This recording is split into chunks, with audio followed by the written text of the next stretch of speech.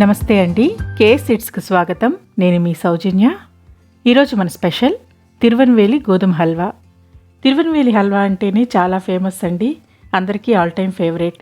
ఇప్పుడైతే మనం ఈ హల్వాని టేస్ట్ మారకుండా షాప్లో నుంచి తెచ్చారా అనేంత పర్ఫెక్ట్గా ఎలా తయారు చేసుకోవాలో చూద్దామా. ముందుగా బౌల్లో 2 కప్పులు గోధుమ పిండిని తీసుకోవాలి. గోధుమ పిండికి బదులుగా మైదా పిండిని కూడా తీసుకోవచ్చు. ఇందులో తగినంత నీరు పోసుకొని చపాతీ పిండిలాగా కలుపుకోవాలి. ఇలా పిండి కలిపిన తరువాత ఇది మునిగే వరకు నీళ్లు పోసుకోవాలి. దీనికి కొలత అంటూ ఏం లేదండి, మునిగే వరకు నీళ్లు పోసుకుంటే సరిపోతుంది. నీళ్లు పోసుకొని మూత పెట్టి 5 గంటల సేపు ఊరనివ్వాలి. చూడండి, 5 గంటల తర్వాత పిండి బాగా ఊరి సాఫ్ట్ అయ్యింది. ఈ పిండిని నీళ్ళల్లో బాగా కలపాలి, కొంచెం కూడా ఉండలు లేకుండా కలుపుకోవాలండి. ఇలా బాగా కలపటం వలన గోధుమ పాలు వస్తాయి, వాటితోనే మనం హల్వా చేసుకుంటాం. పిప్పు ఉంటుందండి, దీన్ని ఇప్పుడు వడకట్టుకోవాలి.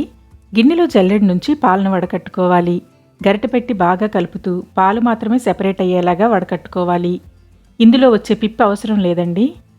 చూడండి, ఇలా గరిటెతో కదుపుతూ ఉంటే ఈజీగా పాలు కిందకి దిగి పిప్పి మిగిలిపోయింది. ఇలా సెపరేట్ అయిన పిప్పిని పడేసి పాలను మాత్రమే తీసుకోవాలి. ఈ పాలను మళ్ళీ వడకట్టుకోవాలండి. ఈసారి గరిటెతో కదపకుండా జల్లెడను కదిలించాలి. గరిటెతో కదిపితే పిప్పి కిందకి దిగుతుందండి. ఇలా కదిలిస్తుంటే పిప్పి రాకుండా పాలు మాత్రమే వస్తాయి. ఇప్పుడు వచ్చిన పిప్పిని తీసేసి మరోసారి ఈ పాలను ఇదే విధంగా వడకట్టుకోవాలి. మొత్తం 3 సార్లు పాలను వడకట్టుకున్నామండి. ఇంతేనండి, గోధుమ పాలు తయారయ్యాయి. ఇప్పుడు ఈ పాలను పులియబెట్టాలి. దీని మీద మూత పెట్టి 8 గంటల పాటు పక్కన పెట్టుకోవాలి. 8 గంటలు ఊరితే పాలు బాగా పులుస్తాయండి. అప్పుడే మనకు పర్ఫెక్ట్గా షాప్లో దొరికే హల్వా టేస్ట్ అండ్ టెక్స్చర్ వస్తుంది. పాలు బాగా పులిసాయండి. చూడండి, ఇక్కడ నీళ్లు పైకి తేలాయి, గట్టి పాలు కిందకి దిగాయి. మనకు డిఫరెన్స్ తెలుస్తుందండి. గట్టిగా ఉన్న పాలు కిందున్నాయి, పైన నీళ్లు కనిపిస్తున్నాయి. ఇప్పుడు పైనున్న పులిసిన నీళ్లు తీసేసి ఫ్రెష్గా వాటర్ యాడ్ చేసుకుని హల్వా చేయాలి. ఈ పులిసిన నీళ్లతో చేస్తే హల్వా చాలా పుల్లగా వస్తుందండి. పులిసిన నీళ్లను వేరొక బౌల్లోకి తీసుకొని గట్టి పాలలో నీళ్లను కలపాలి. ఏ కప్పుతో అయితే పిండిని తీసుకున్నామో అదే కప్పుతో 6 కప్పుల నీళ్లు తీసుకోవాలి. నీళ్లను పోసుకొని గట్టిపాలు నీళ్లతో బాగా కలిసేలాగా కలుపుకోవాలి. చేతితో కలపాలండి. గంటితో కలిపితే పాలు గట్టిగా ఉండటం వలన సరిగా కలవకపోవచ్చు. కాబట్టి చేత్తో బాగా పాలను నీళ్లతో కలిసేలాగా కలుపుకోవాలి. పాలు బాగా కలిసాయండి. వీటిని పక్కనుంచుకొని స్టవ్ మీద వెడల్పుగా ఉన్న కడాయి పెట్టుకొని 1 కప్పు చక్కెర తీసుకోవాలి. హల్వా చేయటానికి వెడల్పుగా మందంగా ఉండే పాత్ర తీసుకోవాలండి. అప్పుడే హల్వా త్వరగా తయారవుతుంది. ఈ చక్కెరను మనం కలర్ కోసం క్యారమలైజ్ చేయాలండి. షాప్లో దొరికే హల్వా లాగా పర్ఫెక్ట్ కలర్ రావాలంటే ఇలాగే చేయాలి.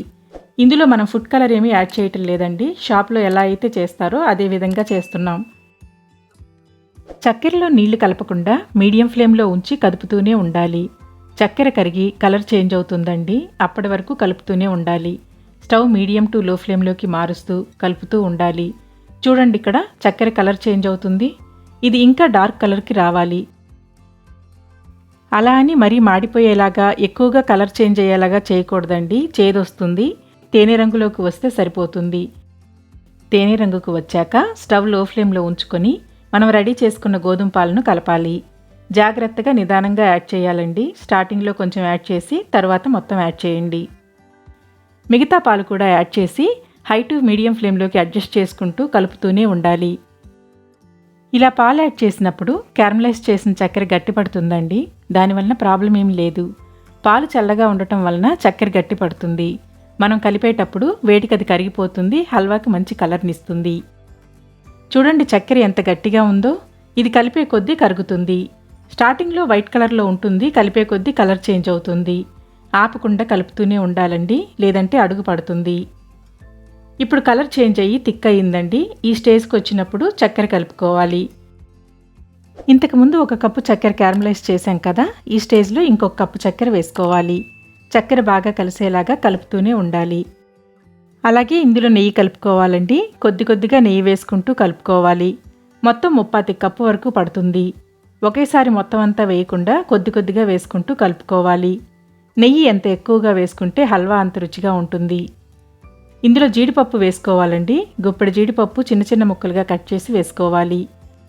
జీడిపప్పు నేతిలో వేయించాల్సిన అవసరం లేదండి, పచ్చివే వేసుకోవాలి. అలాగే 2-3 యాలకులను దంచి పొడి చేసి వేసుకోవాలి. చూడండి, ఇప్పుడు హల్వా కలర్ రావటం స్టార్ట్ అయ్యింది. ఇది కడాయికి అంటుకోకుండా వస్తుంది, అంతవరకు కలుపుతూనే ఉండాలి. నెయ్యి వేసుకుంటూ కలుపుతూనే ఉండాలండి, మొత్తం అంతా వేసుకొని కలపాలి. హల్వా తయారైందని తెలియాలంటే ఇలా కడాయికి అంటుకోకుండా వస్తుందండి.